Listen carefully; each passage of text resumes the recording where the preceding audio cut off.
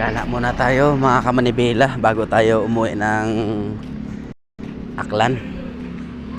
Dito ako sa sa Bacoor, Cavite, sa boarding house ng ate ko. Actually nandun yung boarding house ng ate ko sa kabila ng mga building na yan. So gala muna ako dun sa trabaho ni ate.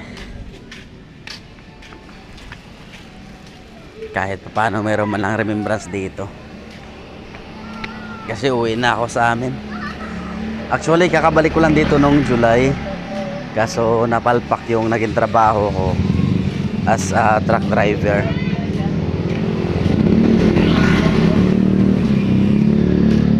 Kumbaga napurnada. Kaya eto, back to my hometown. Yan.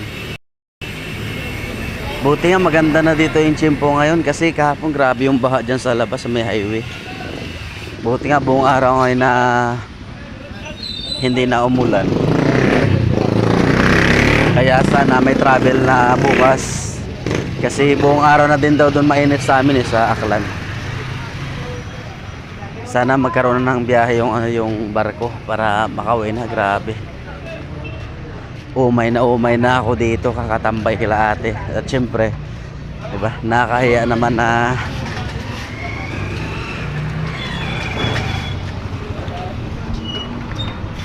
walang trabaho tapos si ate yung nagsasakripisyo sa pagkain ko, diba? Nahiya lang ako kay ate kasi may mga anak din siya eh. Nagpapadala din siya sa amin sa probinsya. Tapos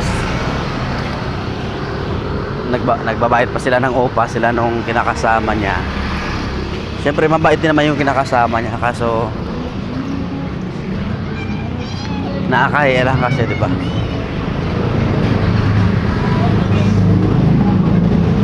Actually mabait yung ate ko.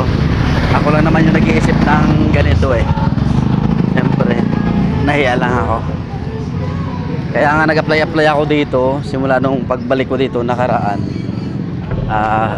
Sabi ko in-applyan sa Facebook kaso walang stay in, puro stay out.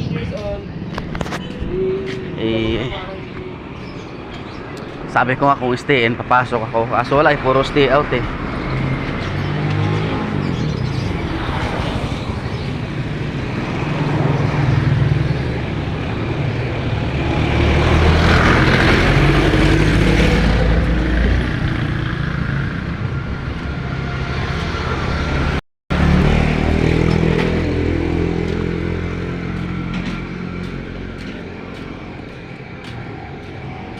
Dito kasi yung inuupahan ni ate sa siya Mambog 3 Bacoor, Cavite. Tapos yung tinatrabaho niya sa Mambog 4. So lalakarin natin yan. Dito kahapon grabe yung lalim ng tubig dito kahapon. Dito kahit dito na ako nakasampa, yung tubig niya mga isang dangkal siguro dito. Malalim to kaya Ayan, diba? Hirap nga yung tricycle umabante dito kahapon. Diba, anong lalim ng baha. Kaya talagang nagpapakita lang na nakalabas na talaga sa yung bagyo dito sa atin. Kaya sana maging okay na yung panahon para bukas let's go na.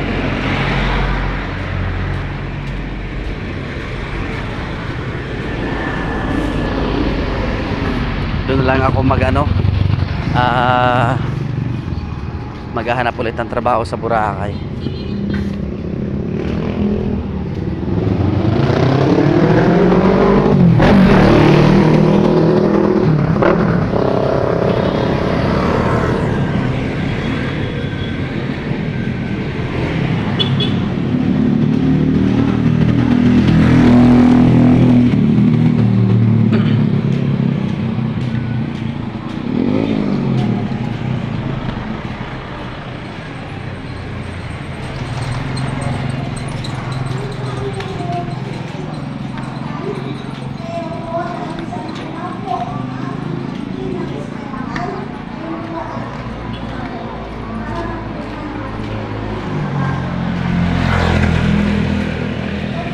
talaga yung tiyempo mga kamanibela.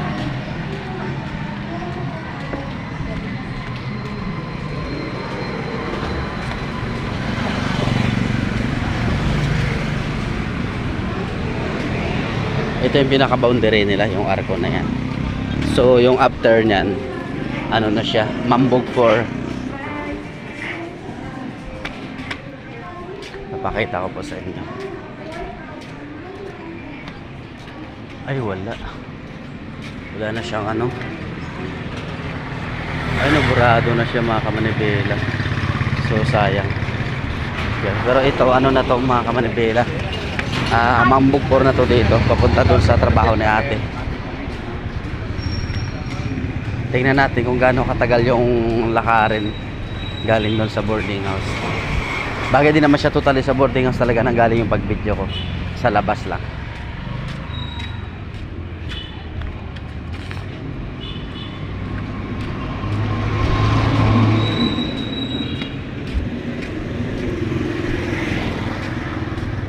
Dami sana mapasukan dito sa ano, sa Bacoor.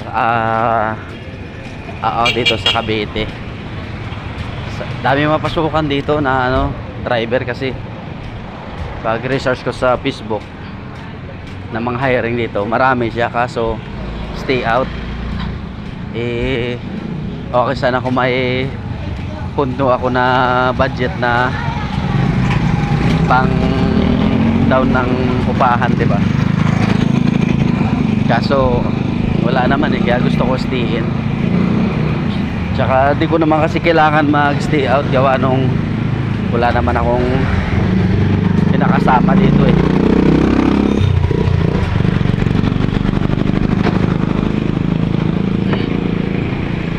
Matagal na kasi akong bumalik sa pagka single father.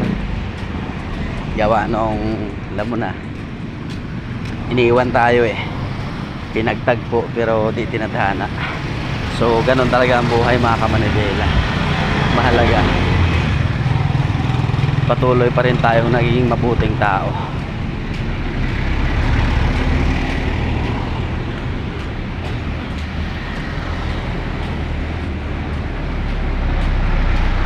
Huwag tayong paapekto sa mga ganyan, mga toxic, mga mapanakit na babae. Pag ayaw nila, go ba?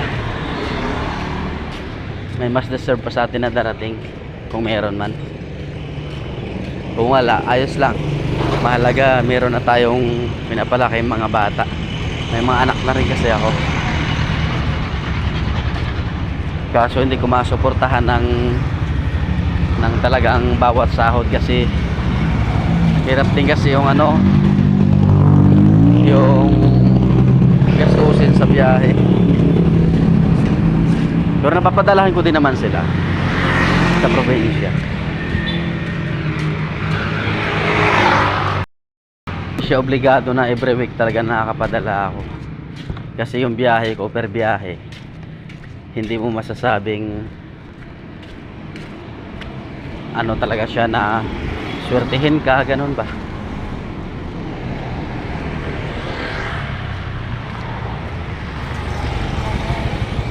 Yun, naka 9 minutes na tayong naglalakad.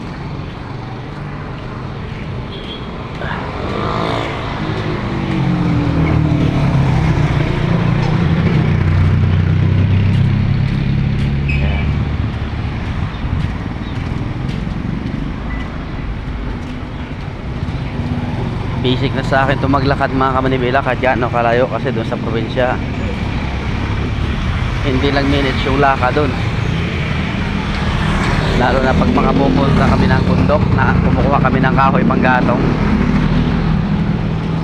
akyat baba ka sa bundok ko, madulas po, tapos magkanda sugat-sugat ka pa.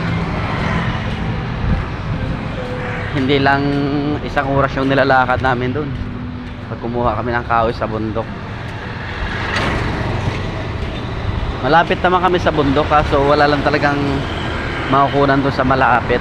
Kaya kailangan mo talagang pumunta ng mga malalayo kasi yun yung mga lugar na bihira lang maabot ng mga nangangahoy kasi yung iba nasa malapit na nangunguha kaya wala ka na makukuha na Kahoy sa malapit, pupunta ka talaga sa malayo.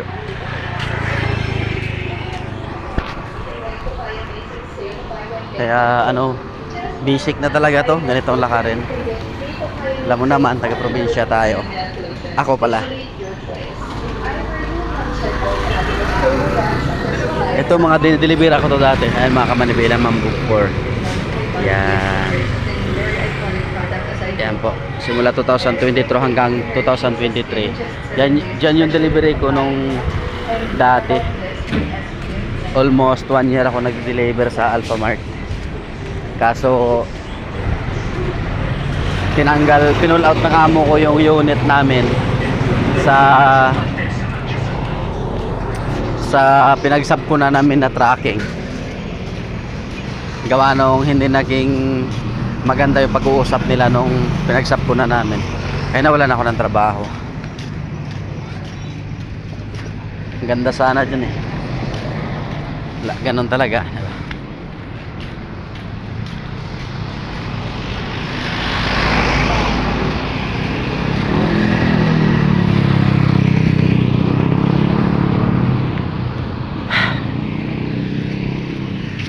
Tawid tayo.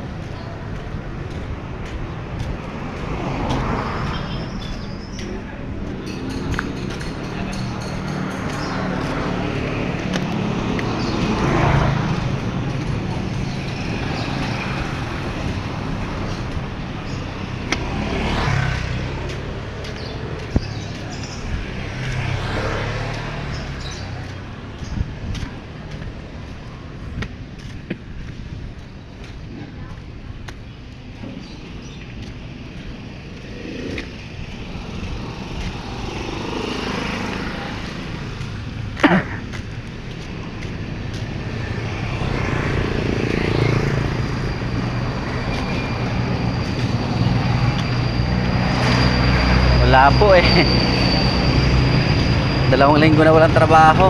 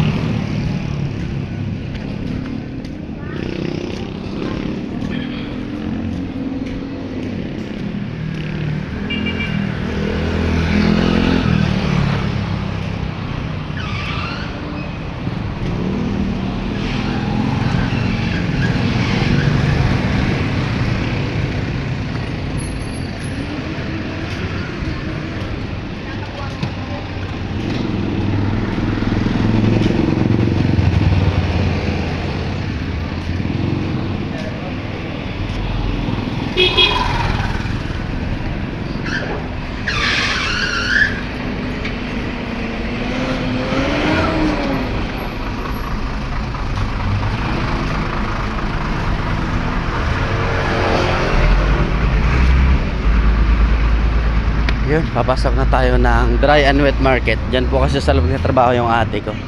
Ano siya dyan, cashier. Dito po sa Mambugpor, Bacoor, Cavite.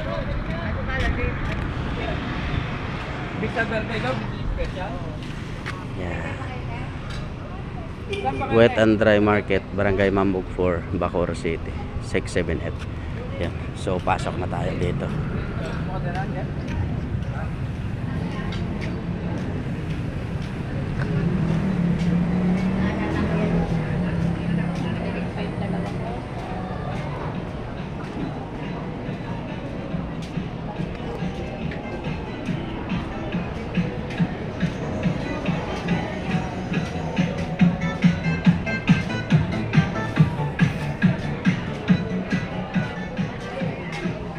Yan, ito yung trabaho ng ate ko. Ito yung mga titinda nila. Yan o. Yan, mga kamanibela. So, kami. Yan, ate ko. Yan, ate ko. Yan. Ay, nagbablog. Ayun talaga. Yan. Ito yung mga titinda nila. Yan. Ito, mga fishball, kikiam. Mga hotdog. Yan, dami. Tosino. Yan, ito po. Sari-sari po yung mga kamanibela, mga frozen foods. Tsaka ito pa. Yan. Grabe, 16 minutes bago ako nakarating sa paglalakad, diba? From Mambog 3 to Mambog 4. Grabe. So, hanggang dito lang mga kamanibela. God bless.